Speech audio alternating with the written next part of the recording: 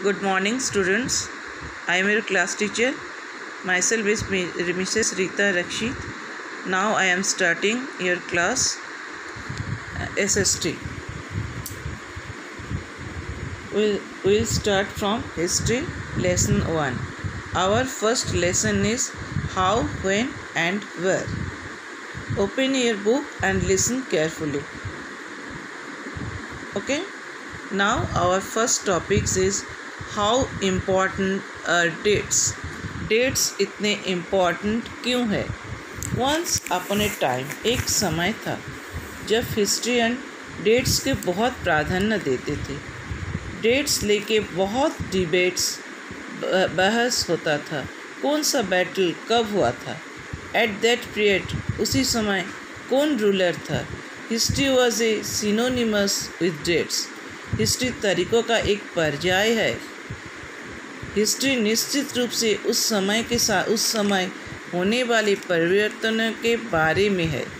History से हम ये पता लगाते हैं how the things were in past में वो कैसा था एंड प्रेजेंट में वो कैसा है.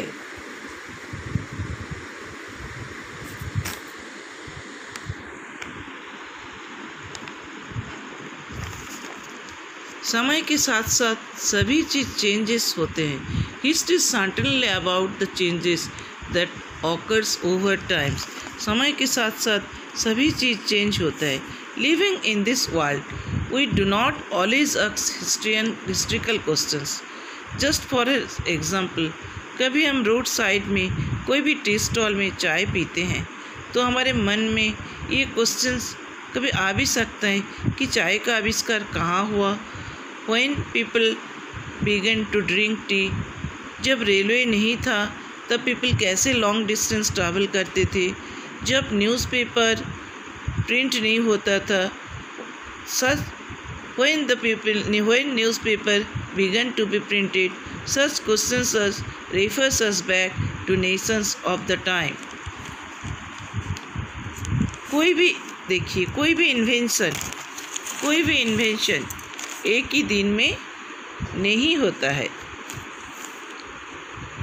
We can't say any particular time and dates, year or months. There can be no one clear date for a process such as this. We can say an approximate period. एक अनुमानित समय या अवधि हम कह सकते हैं. अब हमारे पास एक क्वेश्चन आ रहा है. Now we have a questions. Why then we continue to associate history with a string of dates? क्यों हम फिर हिस्ट्री में इतना डेट पढ़ते हैं? ये डेट्स का क्या ज़रूरत है? फिर हम इतिहासों के तारीखों को एक तार में क्यों बांधते हैं, क्यों जोड़ते हैं? This association has a reason. इसके पीछे भी कुछ रीज़न है. There was a time, एक समय था जब इतिहास लड़ाइयों और घटनाओं का एक लेख था.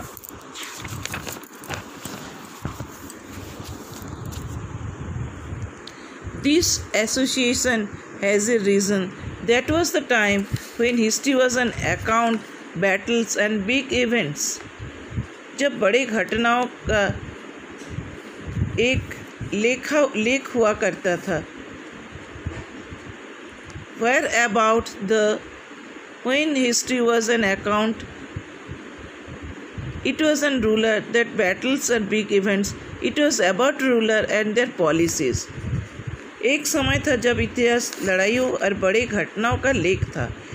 ये शासक और उनके नीतियों के बारे में था. इतिहासकार ने उस वर्ष के बारे में लिखा था, किस वर्ष उसने विवाह किया था. In which year he married, the year he had a child, which year he fought a particular year. कौन सा इतिहासकार ने उस वर्ष के बारे में लिखा जिस वर्ष में उन्होंने विवाह किए थे. एक राजा के ताज पहनाया गया था. एक विशेष युद्ध किए थे. इन विशिष्ट विषयों के जो घटना है उसको लिखित निर्धारण किया जा सकता है. Specific dates can be determined and in historian histories such as these debates about dates continues to be important। ये सब घटनाओं के डेट अगर अपन जानते हैं तो हम उस समय के इतिहास के बारे में, उस समय क्या था, उस समय के पारिपार्श्विक अवस्था कैसे थे, उस समय इंसान कैसे जीवन निर्धारित करते थे, ये सब के बारे में हम जान सकते हैं।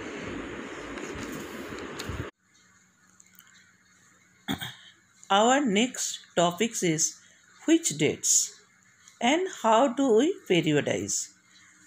Our next topics in which dates, कौन सा डेट हमारे लिए ज़्यादा इम्पॉर्टेंट है। देखिए, जैसे हमारे पर्सनल लाइफ में कुछ डेट्स हमारे लिए इम्पॉर्टेंट होते हैं, हमारे बर्थडे, मैरिज डेट, ऐसे ही हिस्ट्री में भी कुछ डेट्स इम्पॉर्टेंट होते हैं। हमारे इंडिया के फर्स्ट गवर्नर जनरल कौन थे, उनके शासनकाल कब से कब तक था, उनके बाद कौन गवर्नर जनरल आए, ये डेट्स हमारे लिए उतना ही ज़रूरी है। अगर हम हमारे देश के हिस्ट्री के बारे में जानना चाहते हैं तो हमें ये डेट्स जानना बहुत ज़रूरी है। When we study modern history, then we need to know these dates, and these dates are very important for us to know our past history. हमारे past history को जानने के लिए ये dates हमारे लिए बहुत मान्यता रखते हैं।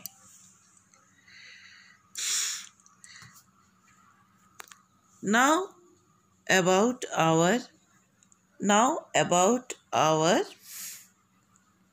Governor general. हमारे फर्स्ट गवर्नर जनरल कौन थे? Warren Hastings. Warren Hastings is our first governor general. After Hastings Wellesley, Bentinck, Lord Dalhousie, Canning, Harding and other governor generals came and ruled India. The last viceroy was Lord Mountbatten. When we read about our past history, then we have to know about our rulers, their thinkings, their activities, their policies and their achievements.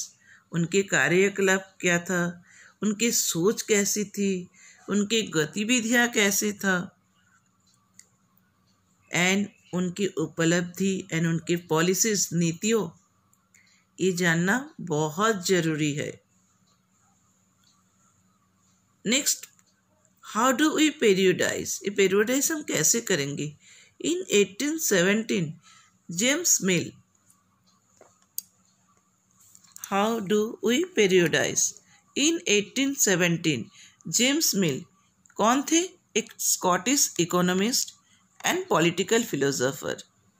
उन्होंने एक book लिखे थे, उस book के नाम क्या था? ए history of British India. उन्होंने अपने बुक में हमारे इंडियन हिस्ट्री को 3 पार्ट्स में डिवाइड किए थे।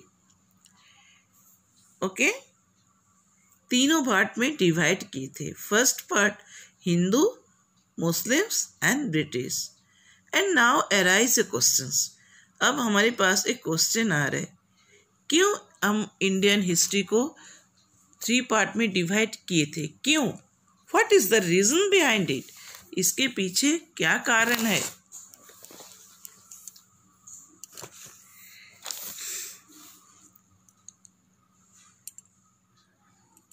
हम एक एक समय के विशेषताओं को पकड़ने की प्रयास में ऐसा डिवीज़न किए थे। हिंदू समय में विशेषताएं क्या थी, मुस्लिम पीरियड में हमारे लाइफस्टाइल कैसे था, उस समय की समाज व्यवस्था कैसी थी, उस समय के हर समय के विशेषताएं एंड समय काल टाइम जानने के लिए इंडियन हिस्ट्री को उन्होंने 3 डिवीज़न में डिवाइड किए थे। ये जेम्स मिल ने किए थे। But where about other historians? Other historians also हमारे डिवीज़न किए थे। अदर हिस्ट्रियंस भी ऑल्सो डिवाइड किए थे इंडियन हिस्ट्री को 3 पार्ट में, but their ancient, medieval and modern. Ancient history के बारे में आप लोग क्लास 6 में पहले भी पढ़ चुके हो, 7th भी पढ़े हो। ये डिवीजन में भी हमारे बहुत समस्याएं थी। Actual time, actual period, actual year division करना बहुत मुश्किल था। तीनों पार्ट में एक अनुमानिक हिसाब से डिवीजन किया गया है।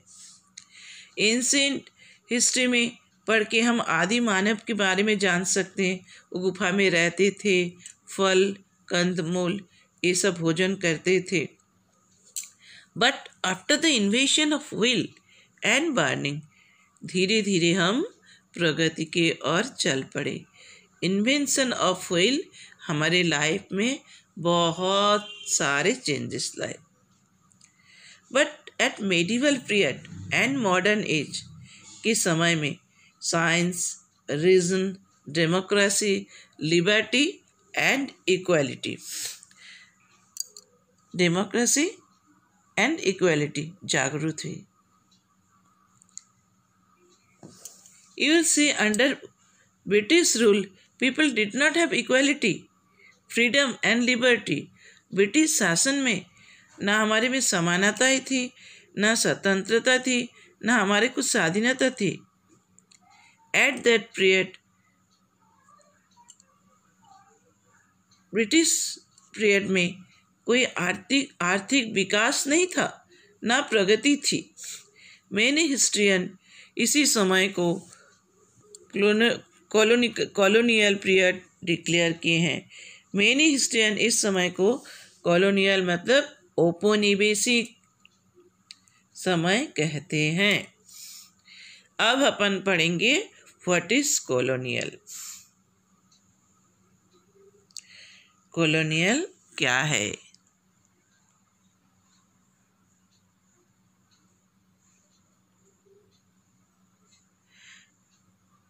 आप सब जानते हो, जब ब्रिटिश हमारे यहाँ आए थे उस समय हमारे लोकल नवाब्स एंड राजाओं के राजत्व था। उन्होंने आए थे ईस्ट इंडिया कंपनी लेके यहाँ बिजनेस करने के लिए। राज करने का कोई इच्छा उनके मन में नहीं था। उसके बाद धीरे धीरे उन्होंने हमारे सोसाइटी के इकोनॉमी कैप्चर की, collected revenue and meet all other expenses. देख क्या करते थे वो, लो प्राइस में रॉ मटेरियल्स हमारे देश से ले जाते थे। उनके पास मशीनरी था और उसे बना के फिर हमारे देश में आके उसे सेल करते थे। रॉ मटेरियल्स हमारे देश से ले जाते थे सस्ते में, एंड आफ्टर प्रोसेसिंग बनाने के बाद, आफ्टर फिनिशिंग उसी मटेरियल से बनाने के बाद फिर वो लाके हमारे देश में वो बेचते थे, सेल करते थे at high price. Low cost में मटेरियल ले जाते थे, हाई कॉस्ट में सेल करते थे।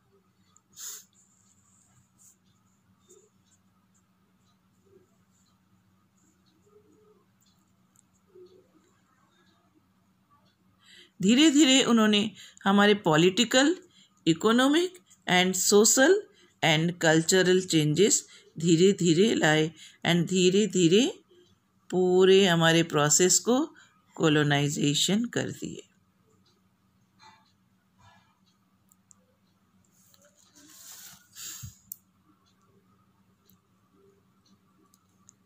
अब हाउ डू वी नो, हम कैसे जानेंगे? What sources do historians use to write about last 250 of Indian history? हमारे इंडियन हिस्ट्री के जो लास्ट 250 ईयर्स था उसके बारे में हिस्ट्रियन कैसे जानते थे?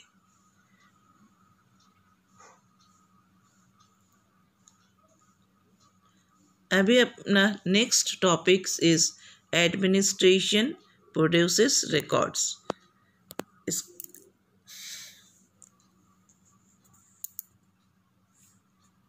Our important source is official record of the British administration. British administration के समय जो ऑफिशियल रिकॉर्ड लिखा गया था, रखा गया था, जो official records, they are very important. The writings was very important. उसी राइटिंग को देख के, उसी समय का जो रिकॉर्ड है उन देख के हम उस ब्रिटिश का पॉलिसीज़, उनके डिसीजंस, उनके एग्रीमेंट एंड वो जो रिटन उन्होंने लिख के रख के गए थे, उसी समय के बारे में उनसे हम जान सकते हैं.